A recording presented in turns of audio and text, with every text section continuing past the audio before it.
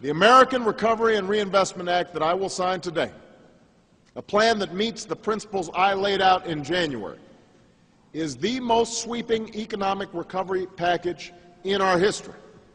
And what makes this recovery plan so important is not just that it will create or save 3.5 million jobs over the next 2 years.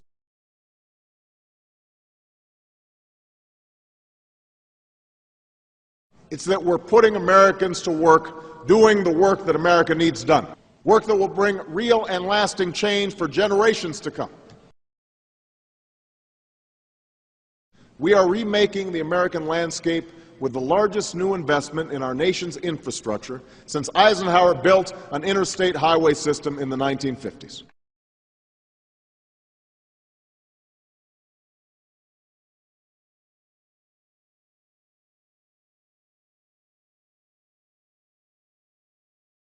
Construction workers who've been jobless since the housing boom went bust, let's put them back to work rebuilding America.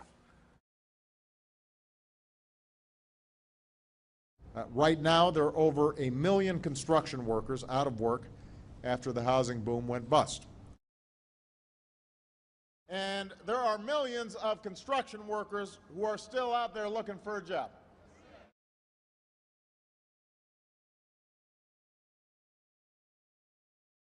And that's why I sent Congress the American Jobs Act 10 days ago.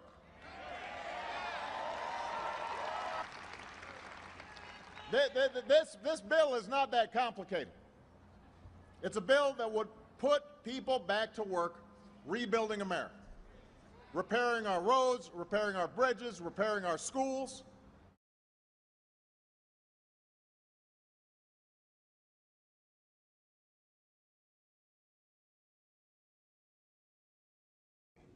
But our long-term economic growth demands that we tame our burgeoning federal deficit.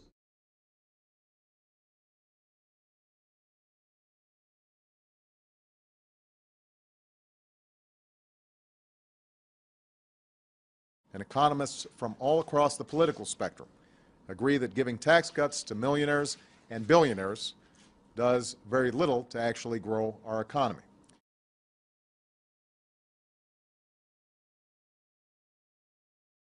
What we're talking about under a balanced approach is asking Americans whose incomes have gone up the most over the last decade, millionaires and billionaires, to share in the sacrifice everyone else has to make.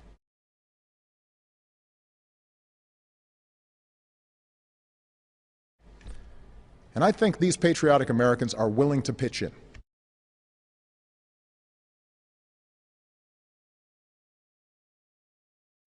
Already we've seen how the investments we're making in clean energy can lead to new jobs and new businesses. I've seen some of them myself. Small businesses that are making the most of solar and wind power and energy-efficient technologies.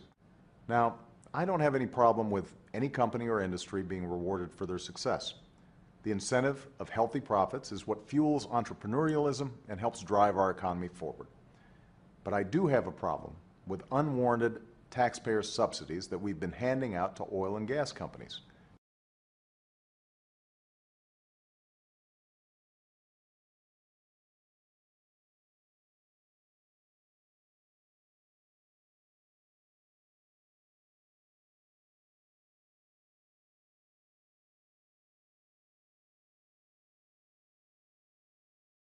When oil companies are making huge profits already, and you're struggling at the pump, and we're scouring the federal budget for spending we can afford to do without, these tax giveaways aren't right. They aren't smart, and we need to end them.